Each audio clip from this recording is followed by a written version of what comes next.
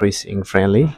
In today's video, I'd like to talk about matching headings, which is one of the most confusing types in the reading section of the IELTS test.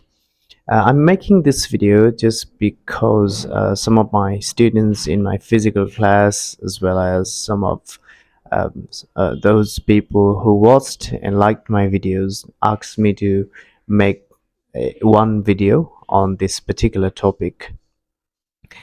So let's get started.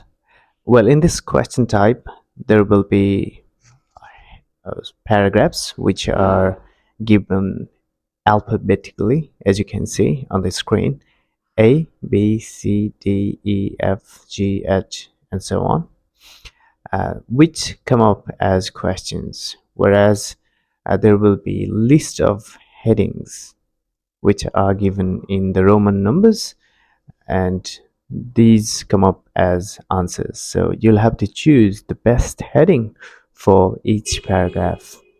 And one true thing about the matching headings question type is that you will have to choose one heading once only. You cannot choose one particular heading twice, and there will always be more headings than the number of paragraphs. For example, if there are 5 paragraphs, there may be 10 headings, and in this case you'll choose 5 headings only and you discard 5 others. So in this video, I'd like to give you the best strategies possible to tackle this kind of questions, so that the moment the video comes to an end, you'll find the matching headings no longer difficult.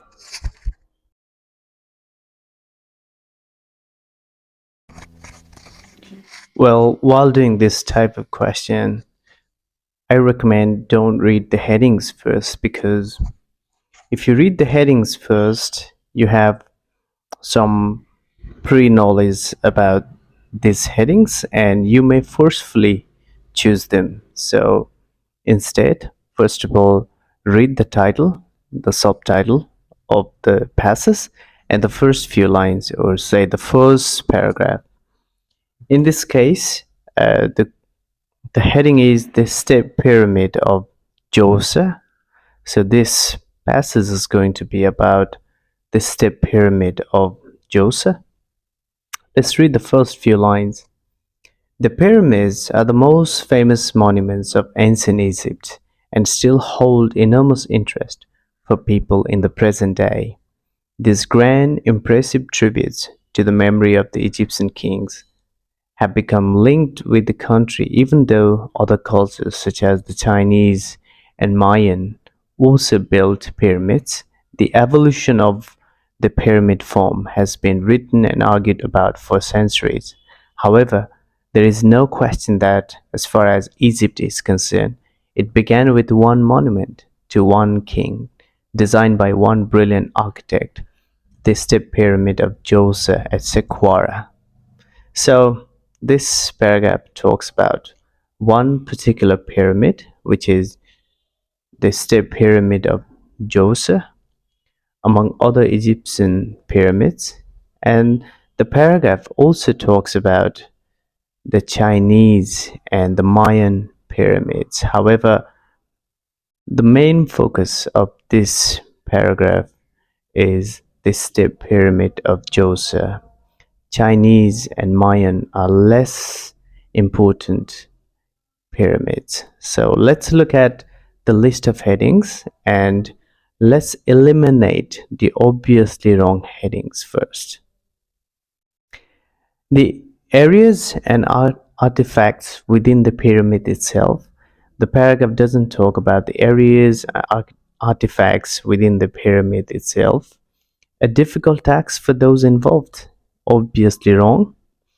A king who saved his people. No, there is no mentioning of king saving his people. A single certainty among other less definite facts. Maybe this is correct because the focus of this paragraph is one particular pyramid among other less definite pyramids, such as the Chinese and Mayan pyramids. An overview of the external buildings and areas. No mention of buildings and areas. A pyramid design that others copied. Yes, there is mention of a pyramid, but we don't know whether others copied this particular pyramid or not. An idea for changing the design of burial structures, no. An incredible experience, despite the few remains, no. The answers to some unexpected questions. So here the answer is IV, a single certainty among other less definite facts, because this paragraph talks about the state pyramid of Djoser, which is the most important, or say the more important than other pyramids, such as the Chinese and the Mayan pyramids. So the answer to question number 14, which is paragraph A, is IV. Now let's move on to paragraph B. Djoser was the first king of the third dynasty of Egypt and the first to build in stone. Prior to Djoser's reign, tombs were rectangular monuments made of dried clay brick, which covered underground passages where the deceased person was buried. For reasons which remain unclear, Djoser's main official conceived of building a taller, more impressive tomb for his king by stacking stone slabs on top of one another, progressively making them smaller to form the shape now known as the step pyramid. Djoser is thought to have reigned for 19 years, but some historians and scholars attribute a much longer time for his rule, owing to the number and size of the monuments he built. Okay, the main idea of this paragraph is that before Djoser's reign or regime, tombs were rectangular monuments made of dried clay which covered underground passages where the deceased person was buried. For some reasons which remain unclear, Djoser's official conceived of building a taller, more impressive tomb for his king, and then there was a change in the structure of how the deceased person was buried. So the heading for this, let's eliminate the obviously wrong ones. The areas and artifacts within the pyramid itself. It doesn't talk about the areas and artifacts within the pyramid itself. Difficult tasks for those involved? No. A king who saved his people? No. A single uncertainty among other less definite facts chosen already. An overview of the external buildings and areas. It doesn't give an overview of the exterior buildings and areas. Pyramid design that others copied. There's no mentioning of copying this particular pyramid design. An idea for changing the design of burial structures. Yes, this must be the answer because it talks about change before Joseph's the design, what the design of the burial structure was like, and what happened after Joseph's reign regime. An incredible experience despite the few remains now. The answers to some unexpected questions now. So the answer to question number 15, which is paragraph B, must be VII, an idea for changing the design of burial structures. Now, paragraph C, the step pyramid has been thoroughly examined, investigated over the last century. Now known that the building process went through many different stages, historian comments on this writing, much experimentation was involved, which is especially clear in the construction of the pyramid in the center of the complex. It had several plans before it became the first state pyramid in history, piling 6 levels on top of one another. The weight of the enormous mass was a challenge for the builders, who placed the stones at an inward incline in order to prevent the monument breaking up. So, what can be the main idea? It talks about uh, the building process went through many different stages, examined, investigated over the last century. Much experimentation was involved, several plans before it became the first pyramid in the history, piling 6 levels on top of one another. The weight was enormous mass, and for the builders who placed the stones at an inward incline in order to prevent the monument breaking up. So, heading I, the areas and artifacts within the pyramid itself. No, difficult task for those involved because it mentions challenge for the builders, and it says it had several plans before it became the first step pyramid in history, piling 6 levels on top of one another. So this must be the heading. A king who saved his people? No. Single certainty already chosen. Overview of the external buildings areas chosen. Pyramid design that others copied. No, it doesn't mention anything about the pyramid that was copied by others. Idea for changing the design of burial structures already chosen. Incredible experience despite the few remains. No. The answers to some unexpected questions. No. So the answer to question number 16, which is paragraph C, is double I, a difficult task for those involved. So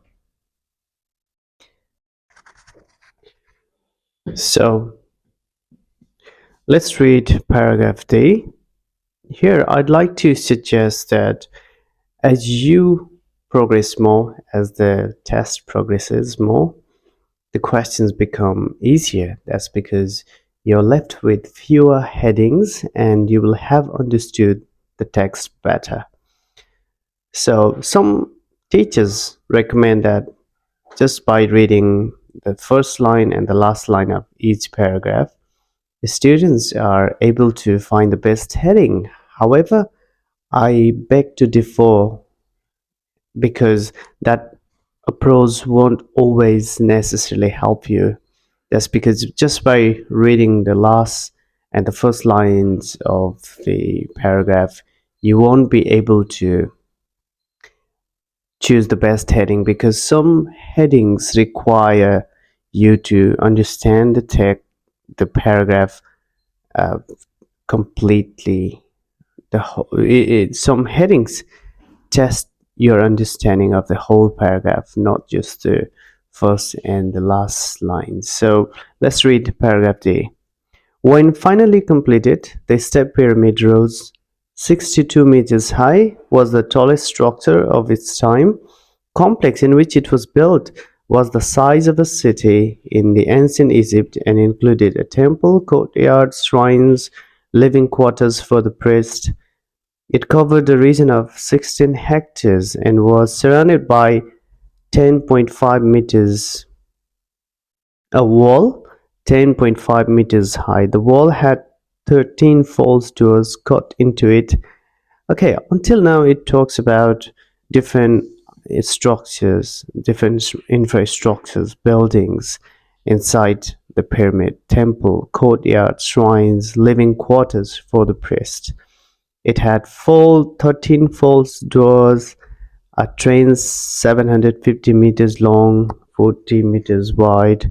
The false doors trains were incorporated into the complex to discourage unwanted visitors. Okay, so uh, the best heading, the areas and artifacts within the pyramid itself. No, it doesn't talk about the areas and artifacts within the pyramid itself. Difficult task for those involved. Chosen. King who saved his people doesn't talk about king who saved his people. As a single certainty among other less definite facts. Chosen. Overview of the external buildings and areas is definitely that must be the answer because it talks about buildings and areas of the outside of the pyramid. Okay, so let's move on to paragraph E.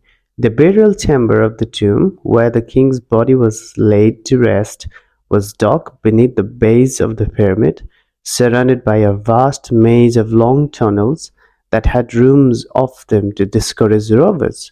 One of the most mysterious discoveries found inside the pyramid was a large number of stone vessels. So it talks about inside the pyramids. What were inside the pyramids? Over 40,000 of these vessels of various forms and shapes were discovered in storerooms of the pyramid's underground passages. They are inscribed with the names of rulers from the first and second dynasties of Egypt and made from different kinds of stone. Okay, so what can be the main idea of this paragraph? The areas and artifacts within the pyramid itself. Yes, it talks about the areas and the different artifacts like stone vessels within the pyramid itself. So the best heading for question number 18, paragraph E, is I, the areas and artifacts within the pyramid itself. That's the best heading. Let's move on to paragraph F. Unfortunately, all of the precautions and intricate design of the underground network did not prevent ancient rovers from finding a way in. George's grave goods and even his body were stolen at some point in the past, and all archaeologists found were a small number of his valuables overlooked by the thieves. There was enough left throughout the pyramid and its complex, however, to astonish and amaze the archaeologists who excavated it.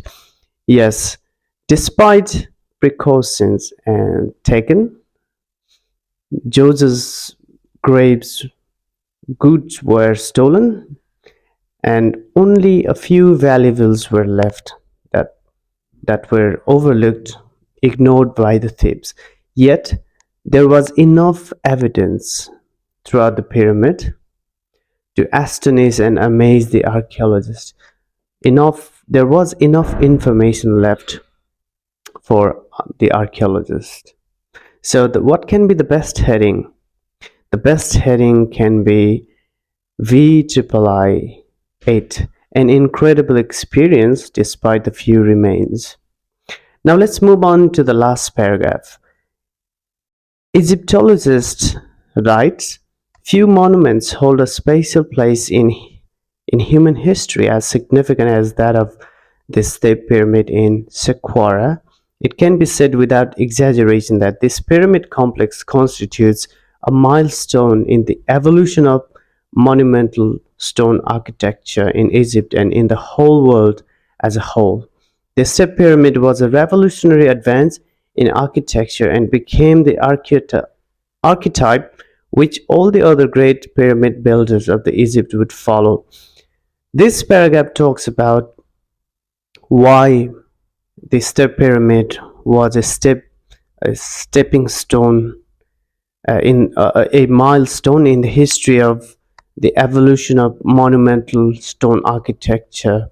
And it also says that the great pyramid builders of Egypt would follow the style archetype or the architectural style of this step pyramid. So the heading to this particular paragraph must be VI6, a pyramid design that others copied. So